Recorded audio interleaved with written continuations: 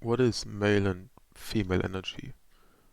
When you're on social media, you come across a lot of those terms like female and male energy, sigma male, alpha male, especially because of people like Andrew Tate that have been blowing up and other, yeah, masculine or toxic masculine YouTubers. Well, that's what the society likes to call them.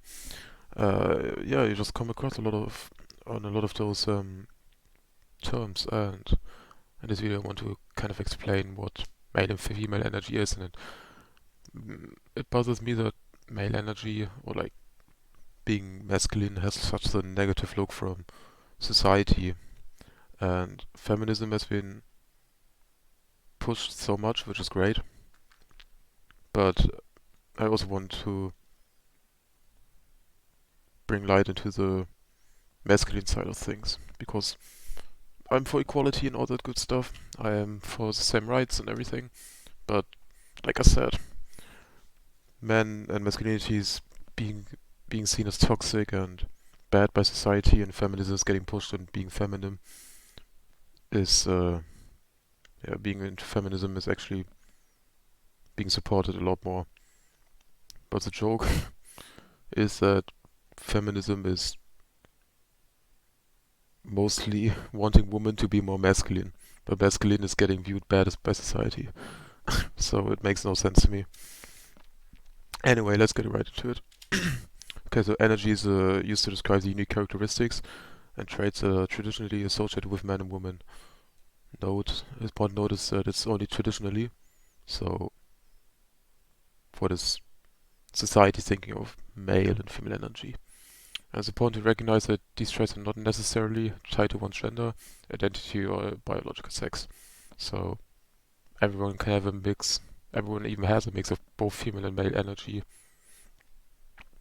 And a man can have female energy, and a female can have male energy.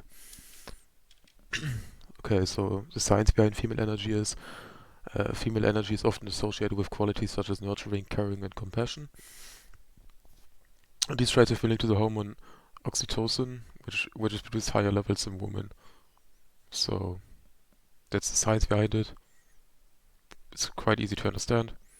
Women produce more oxytocin. Oxytocin is associated with qualities like nurturing, caring, and compassion. And it also plays a role in bonding and social connections. So women can connect to other people easier. They can raise children better. Not better, but because of this hormone, they can raise children. They could potentially raise children better. And it's also often associated with receptivity and the ability to listen to and understand others, which can be linked to the hormone estrogen. Just like, again, like caring, family, giving birth, children, nurturing, raising kids. It's all linked to those two hormones. And male energy is often associated with qualities such as strength, assertiveness, and leadership. And these traits are linked to the hormone, which probably everyone knows, testosterone, which is produced in high levels in men. Testosterone is also good for, well, what means also good, but it's also very important for muscle growth, getting a deeper voice, body hair, growing taller. It also plays a role in aggression dominance, and it's also often associated with action and ability to take charge, which can be linked to the hormone cortisol. And as you see, all the hormones they play really well with each other. So cortisol is associated with taking action, and testosterone is linked with leadership. And leadership and taking action are two things that work really well together. And disclaimer, very important: these hormones and their associated traits are not exclusive to one gender. Both are affected by all of these hormones, and everyone has a mix of them. Like I said earlier, male can have female energy, female can have male energy. You can have a mix. You cannot be strongly on one side. It's like a spectrum. You can be in the middle and have the left side is female, on the right side is male. You can be in the middle, have equal from everything. You can move a bit more to the left, or all the way to the left, a bit more to the right, all the way to the right. And it's not uncommon for people to feel more drawn to partners who embody certain qualities that are traditionally associated with this opposite gender. So when you're a traditionally masculine man, you're more likely to feel drawn to traditionally feminine woman. It doesn't have to be like that, but based on science, you're more likely to feel more drawn to it. For example, someone who identifies as a woman may be attracted to a partner who is confident and assertive and associated with male energy, like I said a second ago. And someone who identifies as a man may be attracted to a partner who is compassionate, nurturing, which are often associated with female energy. And I fall into the spectrum. I would say I'm not extremely masculine.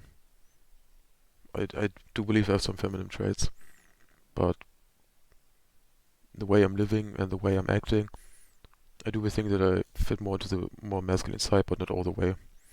Because I want to take action, I want to be a leader, I want to own my problems, I want to support my family, I want to